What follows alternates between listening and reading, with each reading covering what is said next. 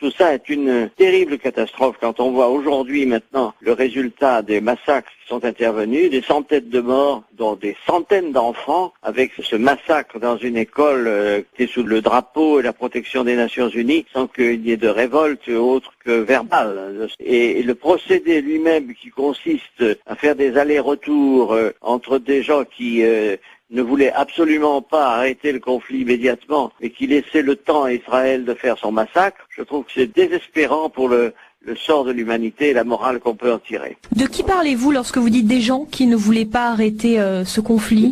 Quand je vois l'attitude de M. Moubarak avec son complice, le président de la République française, consiste à laisser le temps de la discussion par des allers-retours à l'armée israélienne de faire son travail comme elle a l'habitude de le faire tous les 2 ou 3 ans, c'est-à-dire un nettoyage humain inadmissible s'accomplir. Je trouve que c'est amuser la galerie bêtement et ça n'ajoute rien à la recherche d'une solution.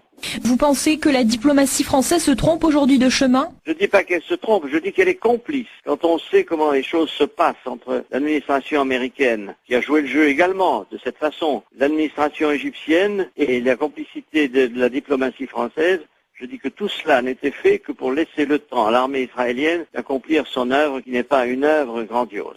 Roland Dumas, aujourd'hui à l'ONU, les discussions achoppent sur le type de résolution à adopter. Les pays arabes veulent une résolution contraignante à l'égard d'Israël. Les Occidentaux préfèrent une résolution non contraignante.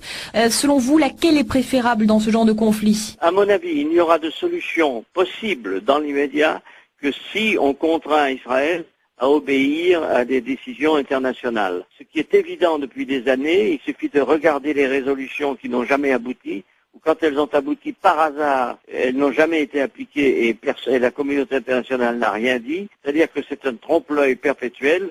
On fait d'un débat, on laisse gagner du temps à Israël pour qu'elle fasse son nettoyage ethnique qui s'apparente à des opérations qu'on a connues dans le passé. Je trouve ça scandaleux du point de vue de la morale internationale. Roland Dumas, selon vous, est-ce que la résolution de ce conflit passe par un dialogue avec le Hamas, ce que beaucoup d'États refusent? Écoutez, le Hamas, on connaît son histoire. On sait comment il est né, on sait par qui il a été soutenu, on sait quelle a été son aventure, et il a été soutenu par des gens qui le combattent aujourd'hui.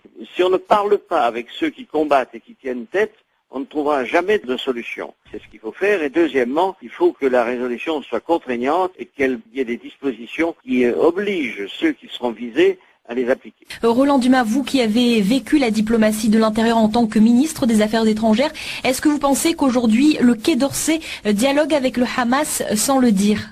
Elle parle secrètement, mais elle n'a pas le courage, puisque on veut montrer une diplomatie agissante, active, remuante.